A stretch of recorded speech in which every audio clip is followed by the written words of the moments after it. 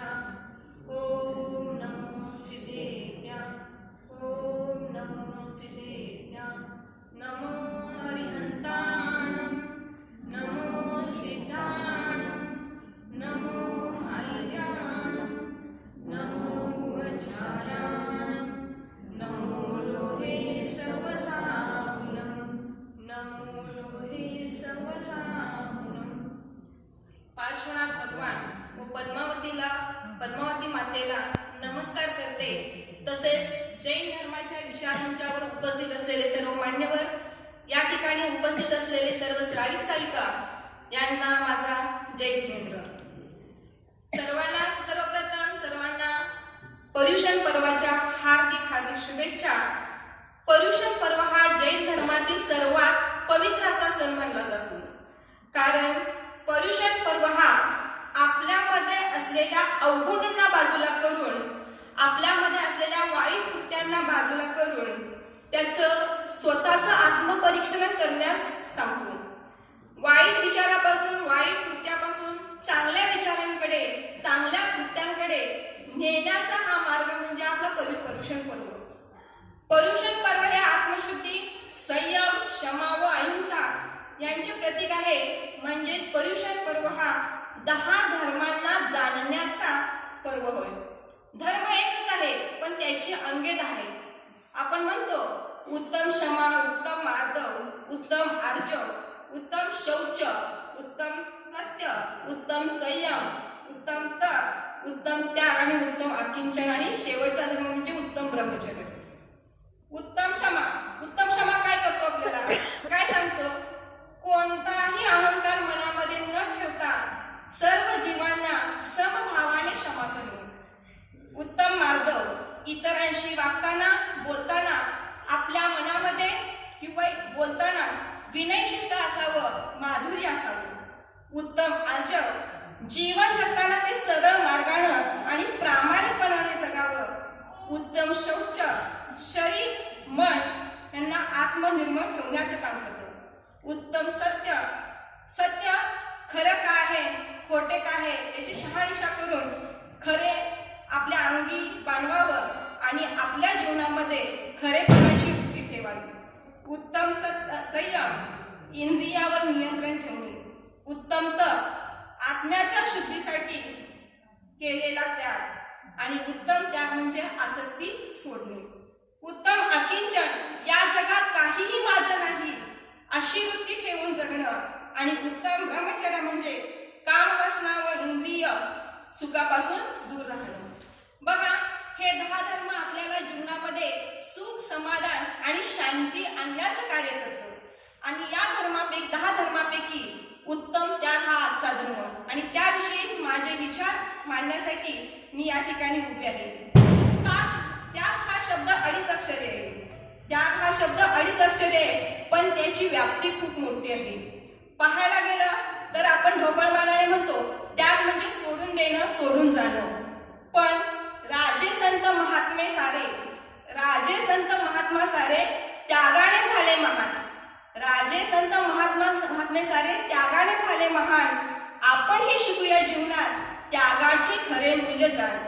आपणही शिकूया सारे त्यागाचे खरे मूल्य जाण। बघा, दैनंदिन जीवनामध्ये पाहायला गेलं तर आपल्याला त्यागाचे भरपूर उदाहरण मिळतात। देशाचे रक्षण करण्यासाठी स्वतःच्या कुटुंबाचा त्याग करून सीमेवर लढणारे सैनिक, स्वतःच्या इच्छा आकांक्षा मारून विद्यार्थ्याच्या आपल्या पाल्याच्या शिक्षणासाठी, त्याच्या भविष्यासाठी पैशांची गुंतवणूक करणारे पालक, त्यानंतर शेतकरी उन्हातानामध्ये, ऊन पाहत नाही, पाऊस पाहत नाही, पण काय करतो? स्वतःच्या कुटुंबाचं पोट भरतो, त्याबरोबर जगाचंही पोट भरण्याचं काम करत असतो। त्यामुळे त्याचा पण एक प्रकारचा त्यागच आहे। कोरोना काळामध्ये आपल्या घरातील व्यक्ती आपल्यासाठी वेळ देत नव्हते किंवा आपल्यापासून बाजूला जात होते कोरोना झाल्यानंतर, पण डॉक्टर स्वतःचा कुटुंब बाजूला ठेवून रोगाची शुश्रूषा करण्यासाठी ते काय करत होते? तत्पर होते, कार्यरत होते। हा पण त्यांचा एक त्यागच आहे। मन, वाणी, कर्म यातील आसक्ती सोडून साधेपणाने जगणे म्हणजे त्याग। मोह, लोभ, राग, द्वेष, तिरस्कार, मत्सर बाजूला ठेवून किंवा केलेली मदत म्हणजेच उत्तम त्याग होय. जगण्यासाठी फार नको लोभ मोहाचे जाळे टाळूया. जगण्यासाठी फार नको लोभ मोहाचे जाळे टाळूया. सोडून दिलं जे हृदयातून त्यातच खरा आनंद मानूया. सोडून दिलं जे हृदयातून त्यातच खरा आनंद घेऊया. बघा, त्यागामध्ये आपल्या धर्मामध्ये भौतिक त्याग, मानसिक त्याग आणि आध्यात्मिक त्याग सांगितले. भौतिक त्यागमध्ये काय, आपल्याकडे असलेली वस्तू, बघा आपल्याकडे असलेली अतिरिक्त वस्तू म्हणजे ज्याचा आपण नुसतं साठवून ठेवलेला असतोय, संचय करून ठेवलेला असतोय, त्याचा उपभोग करत नसतोय, ती वस्तू देणं म्हणजेच त्याग, भौतिक त्याग. मानसिक त्याग, आपल्या मनामध्ये ईर्ष्या, मत्सर, द्वेष, तिरस्कार असतं. या सर्व भावनांचा काय करायचंय, अवगुणांचा काय करायचंय, नाश करायचाय. म्हणजे आपल्यामध्ये असलेले अवगुण दूर करायचे म्हणजे तिथं आला मानसिक त्याग. आणि आध्यात्मिक त्याग म्हणजे अहंकार सोडून नम्रता व संयम धारण करणे. मगाशी एका विद्यार्थ्यानं सांगितलं राजाची गोष्ट. एक मोठं राज्य होतं, त्यामध्ये एक राजा होता. त्याच्याकडे भरपूर पैसा होता, संपत्ती होते, घोडे होते, हत्ती होते, महाल होता मोठा. पण त्याच्याकडे समाधान नव्हतं, शांती नव्हती. त्याला समजलं की आपल्या राज्यामध्ये कोणीतरी संन्यासी आलाय, आपल्या राज्यामध्ये कोणीतरी संन्यास आलाय. राजाने लगेच काय केलं, त्या संन्यासाला भेटायला राजा स्वतः तिथं गेला. राजा आश्चर्याने विचारलं, तुमच्याकडे काही नाही, पैसा नाहीये, संपत्ती नाहीये, घर नाहीये, पण तुम्ही सुखी कसं? तेव्हा संन्यासी हसले आणि राजाला म्हणाले, राजस, माझ्याकडे काही नाही म्हणून मी आनंदी आहे. तू जे कमवलेस, तू फक्त ते माझं माझं म्हणून कमवलेस. जेव्हा तू याचं दान करशील तेव्हा काय होणार आहेस, तू समाधानी होणार आहेस.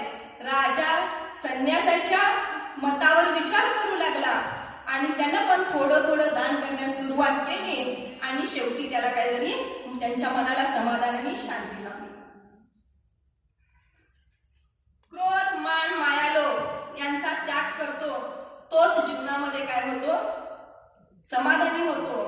बघा, महात्मा गांधी यांनी आपल्या आत्मचरित्रामध्ये, सत्याचे प्रयोग हे त्यांचे आत्मचरित्र आहे, त्या सत्याच्या प्रयोगामध्ये त्यांनी सांगितले, त्याग में ही जीवन है, जो त्याग नहीं कर सकता उसे जीने का अधिकार नहीं. त्याग में ही जीवन है, जो त्याग नहीं करता उसे जीने का अधिकार नहीं. महात्मा गांधींनी पण आपल्या घराचा त्याग केला, अहिंसेच्या तत्वावर देशाला स्वातंत्र्य मिळवून देण्यासाठी प्रयत्न केलेला आहे. आता त्याग आपल्या जैन धर्मामध्ये 4 कषाय आणि 7 व्यसनं सांगितले. बघा, क्रोध, मान, माया, लोभ ही 4 कषाय सांगितले. आणि सप्तव्यसनेमध्ये मांस खाणे, दारू पिणे, जुगार खेळणे, शिकार करणे, चोरी करणे, परस्त्री सेवन व वेश्यागमन करणे. कषाय व व्यसने यांचा परस्पर काय संबंध आहे, दोघांचाही एकमेकावर प्रभाव आहे. जेव्हा मनामध्ये क्रोध उत्पन्न होईल तेव्हा रागाच्या भरामध्ये तो दारू पिणारे व्यसन करणार आहे. तर आपल्याला कषाय आणि व्यसन यांना जर का बाजूला करायचं असेल तर त्याग धर्म अंगीकारला पाहिजे. बघा, आपल्या घरात लहान मुलं आहेत, त्या मुलांना क्रोध, मान, माया, लोभ याविषयी काय हे शब्द माहीत नसतात जास्त करून. तर त्याला त्याग करण्यासाठी काय सांगणार आहे तुम्ही? आता लहानांपासून मोठ्यांच्यापर्यंत एकच व्यसन आहे. कुठलं व्यसन? कोण सांगू शकेल? मोबाईल. तर आपल्या घरातल्या मुलांना सांगा, मोबाईलचा अतिरिक्त वापर करू नकोस. आताचं हे जग आधुनिक युग आहे, आधुनिक युगामध्ये मोबाईल हा वापरणार मुलं, पण त्याचा वाईट वापर न करता थोड्या वेळासाठी महत्वाचं काम आहे ते पाहण्यासाठी फक्त वापर करा. मोबाईलचा वापर करणे टाळायला सांगा. त्यानंतर परीक्षेला बसताना मुलं काय करतात, पुढच्याचं बघून लिहिण्याचा प्रयत्न करत असतात. तर त्याला सांगा, तू स्वतः अभ्यास कर आणि तुला जेवढं येतं तेवढं लिह. पुढच्याचं बघून न लिहिता तू लिहिलास तर तो पण एक प्रकारचा त्यागच आहे. आपल्याला त्याग म्हणजे मोठी व्याख्या मुलांना सांगायची नाहीये. आपल्या घरात लहान मुलं आहेत, त्यांना त्याग हा धर्म शिकवायचा असेल तर ही छोटी छोटी उदाहरणं दिलं पाहिजे. त्यांच्या रागावर नियंत्रण राखायला सांगा, अभ्यास चांगला करून परीक्षेमध्ये चांगले मार्क पाडायला सांगा, मोबाईल, टीव्ही यांचा वापर कमी करायला सांगा आणि अभ्यासाकडे लक्ष द्यायला सांगा. शेवटी इतके सांगते, जेव्हा आपण लोभ सोडतो तेव्हा आपल्याला शांती मिळते. जेव्हा आपण लोभ सोडतो तेव्हा आपल्याला शांती मिळते. जेव्हा आपण मोह सोडतो आणि जेव्हा आपण अहंकार सोडतो तेव्हा आपल्याला मोक्षाचा मार्ग खुला होतो. म्हणूनच आपण पर्युषण पर्वातील जे 10 धर्म सांगितले आहेत त्या 10 धर्माचा स्वीकार करणं गरजेचं आहे. मगाशी स्वप्नानं सांगितलं की माहेर आणि सासर माझं एकच आहे, त्यामुळे इथं बसलेली सगळी माणसं माझ्या मनोगतामध्ये काही चुकीचे शब्द आले असतील तर मोठ्या मनाने मला क्षमा करा. क्षमा मनुष्य का भूषण है, आरु क्षमा मानव का श्रृंगार. क्षमायुक्त जीवन इस जीवन में सुख पाता है दिव्य अपार. जय जिनेंद्र.